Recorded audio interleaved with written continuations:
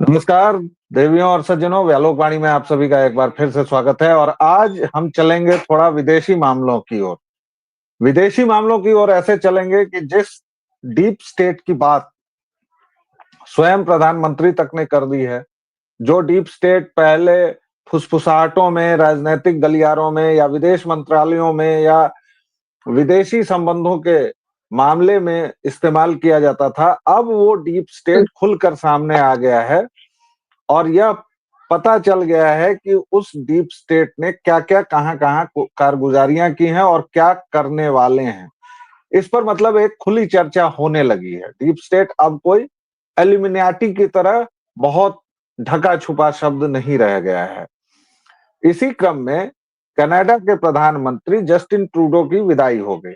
हालांकि पिछले 6-8 महीनों से उन्होंने जिस तरह की राह पकड़ी थी, और हमारे साथ जो हमारे अतिथि हैं, डॉक्टर अमित सिंह, जवाहरलाल नेहरू विश्वविद्यालय में एसोसिएट प्रोफेसर और अंतर्राष्ट्रीय संबंधों के विशेषज्ञ, आप लोग इनको कई बार हमारे साथ देख चुके हैं। इन्होंने अपने पॉडकास्ट में पहले भी भविष्यवाणी की थी कि ट्रूडो का जाना तय है। अमित जी, आपका बहुत बहुत स्वागत है और आपकी भविष्यवाणी सच हो गई, इसकी बहुत बहुत बधाई भी है। धन्यवाद ट्रूडो व्यालोक के जी। जाने से डीप स्टेट को एक झटका तो लगा है। अमेरिका में बाइडेन की भी विदाई हो गई है। अब क्या भू राजनैतिक समीकरण बदलेंगे? अब क्या भारत की विदेश नीति में कुछ और परिवर्तन आने की जरूरत है? क्या इसका पूरा मसला है? क्या बांग्लादेश से भी यूनुस की विदाई होगी? क्योंकि वहां फिर पिछले कुछ दिनों पहले, 2-3 दिन पहले, तथाकथित छात्र फिर से सड़कों पर उतर आए हैं। तो क्या यूनुस से डीप स्टेट का जी भर गया है? पहले बात कनाडा की शुरू करेंगे, उसके बाद वैश्विक भारतीय परिदृश्य पर बात करेंगे। अमित जी। नमस्कार आपके सारे दर्शकों को व्यालोक जी। जैसा मैंने पहले ही कहा था कि जिस प्रकार से जस्टिन ट्रूडो की नीति थी, नियत थी, उसी का नतीजा ये निकला कि उनको आखिरकार रिजाइन करना ही पड़ा। जैसा मैंने पहले भी बोला था कि अगर वो अपने डोमेस्टिक इश्यूज को सेटल नहीं करेंगे तो उनके लिए समस्याएं बढ़ने वाली हैं। और यानी इतने सालों में पहली बार जस्टिन ट्रूडो ने समझदारी दिखाई, कह सकते हैं तथाकथित, इसलिए उन्होंने रिजाइन कर दिया। हालांकि समझदारी मैं इसलिए बोल रहा हूं क्योंकि अगर वो ऐसे ही चलते रहते तो खुद की पार्टी उनको निकाल बाहर फेंकती। तो उन्होंने एक बाइज्जत एग्जिट लिया है। और अगर वो ऐसे ही चलते रहते और चुनाव में जाते तो इनकी जो लिबरल पार्टी है वो नेस्ते नाबूद हो जाती, उसके पूरे चांसेस थे। इसी वजह से उन्होंने ये डिसाइड किया कि अब और ज्यादा बेइज्जत होने से अच्छा है कि मैं एक सेफ रास्ता पकड़कर निकल जाऊं। और मुझे लगता है कि ये अब जस्टिन ट्रूडो की राजनीति या उनके करियर का अंत है, जो डिसीजन उन्होंने लिया। अब अपनी ही पार्टी, क्योंकि उन्होंने सिर्फ प्रधानमंत्री के पद से ही रिजाइन नहीं किया, उनको पार्टी के अध्यक्ष के पद को भी छोड़ना पड़ा। और क्योंकि जिस प्रकार से उनकी पार्टी में ही उनके खिलाफ बयानबाजी दी जा रही थी, यहाँ तक कि ग्रुप बन गए थे, कोई उनको पसंद नहीं कर रहा था। और डिप्टी प्राइम मिनिस्टर जो है फ्रीलैंड, उन्होंने भी दिसंबर में रिजाइन किया था। तो ऐसा माना ही जा रहा था कि अब आज नहीं तो कल इनकी विदाई होनी तय है, और अब हो गई। और इसमें देखा जाए, जो आपने डीप स्टेट की भी बात की, क्योंकि कहीं ना कहीं जैसा कई लोग कनाडा को चिढ़ाने के लिए बोलते ही हैं कि ये अमेरिका का एक और स्टेट है और जस्टिन ट्रूडो वहां के गवर्नर है। कई बार आपने भी ये बातें बोली हैं। तो ये बिल्कुल फैक्ट है कि अमेरिका के इशारे पर ही या डीप स्टेट के इशारे पे कनाडा इस प्रकार की हरकतें करता है। और इसी वजह से उन्होंने चाइना को भी टारगेट किया और भारत को कुछ ज्यादा ही टारगेट किया, क्योंकि भारत जिस प्रकार से पिछले 10 साल में नरेंद्र मोदी के नेतृत्व में प्रगति कर रहा है, अभी हम विश्व की 5वीं सबसे बड़ी अर्थव्यवस्था है और आने वाले 1 साल में हम तीसरे नंबर पे आ जाएंगे। तो मुझे लगता है जो डीप स्टेट है अमेरिका का, वो नहीं चाहता था। वो चाहता था कि भारत में केओस फैला रहे, एनआरकी जैसे सिचुएशन हो। और इसीलिए खालिस्तानियों के माध्यम से किसान आंदोलन को बढ़ावा देना, जिसमें जस्टिन ट्रूडो खुलकर ही एग्रीकल्चरल पॉलिसी पर भारत के खिलाफ बोल रहे थे, तो वो नजर आता। अभी हाल ही में बाइडेन ने जाते जाते दो चार ऐसे लोगों को टॉप अवार्ड दे डाले, जिसमें जॉर्ज सोरोस भी है। और जॉर्ज सोरोस की जो कंपनी है, पिछले कुछ सालों से जब भी भारत में पार्लियामेंट सेशन होता है, उससे पहले उनकी कुछ मनगढ़ंत रिपोर्ट आती हैं, और वो भारत और जो उनके प्यादे भारत की संसद में बैठे हुए हैं, वो जॉर्ज सोरोस के इशारे पे संसद चलने नहीं देते। तो ये सारी गतिविधियां थी, और ऐसे में वो जॉर्ज सोरोस को नवाजा जाना ये तय है, कि आनंद फानन में जल्दी जल्दी से जो हमारे बाइडेन जी हैं, जिन लोगों ने डीप स्टेट का साथ दिया, उनको अवार्ड दिया या उनको नवाजा गया, कि उनको ये पता था कि आने वाले समय में अब ट्रंप आ जाएंगे तो इनकी कारस्तानियां नहीं चल पाएंगी। ट्रंप ने पहले ही जस्टिन ट्रूडो और कनाडा को बोल दिया था कि हम आपके ऊपर टैक्स इम्पोज करेंगे। और उस वजह से भी, क्योंकि कनाडा की आर्थिक व्यवस्था, जैसे मैंने पहले भी कई बार बोला है, बहुत खराब है, बेरोजगारी है, भुखमरी है, और उसके बाद उनका एटीट्यूड फर्स्ट वर्ल्ड कंट्री का है, जबकि मुझे लगता है वो थर्ड वर्ल्ड कंट्री के लायक भी नहीं है। ये हालत है कनाडा की।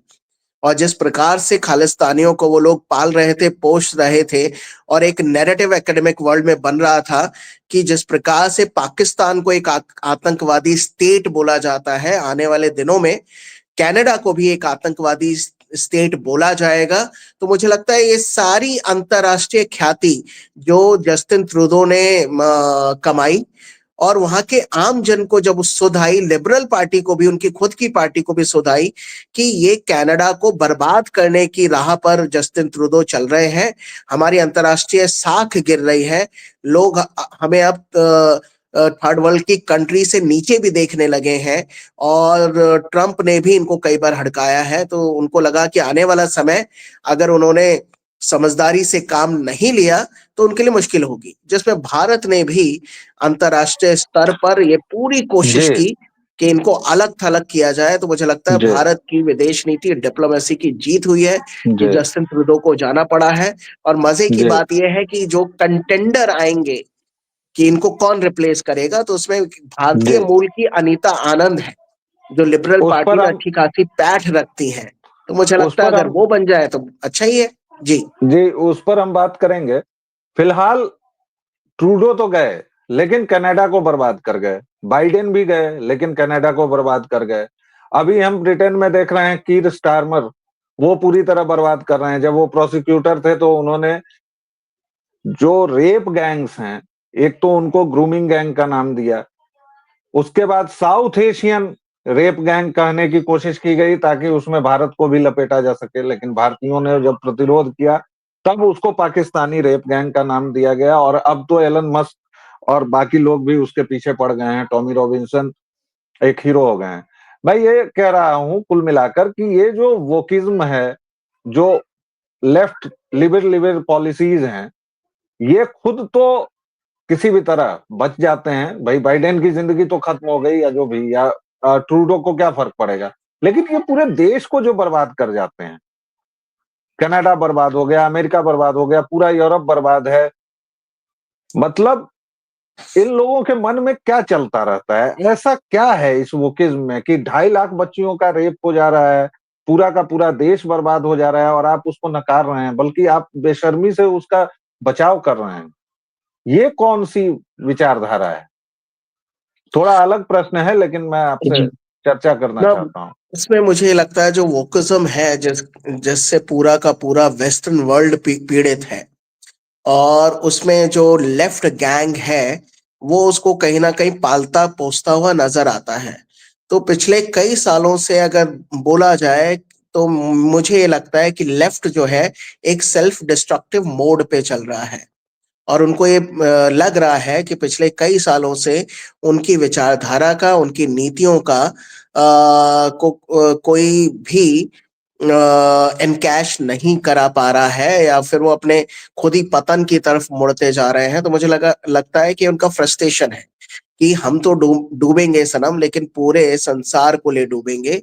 तो एक ऐसा जहर घोल देना चाहते हैं वोकिज्म के नाम पे, जो एक कैंसल कल्चर है, या आंखों देखी मक्खी निगल पाना, ये लेफ्ट ही कर सकता है, और इसी वजह से वो तथ्यों को छिपाने की कोशिश करते हैं और एक अलग नया रुख अख्तियार करते हैं या नई पिक्चर दिखाने की कोशिश करते हैं, और ये सोचते हैं कि पूरा विश्व वही देखेगा जो हम दिखाना चाहते हैं।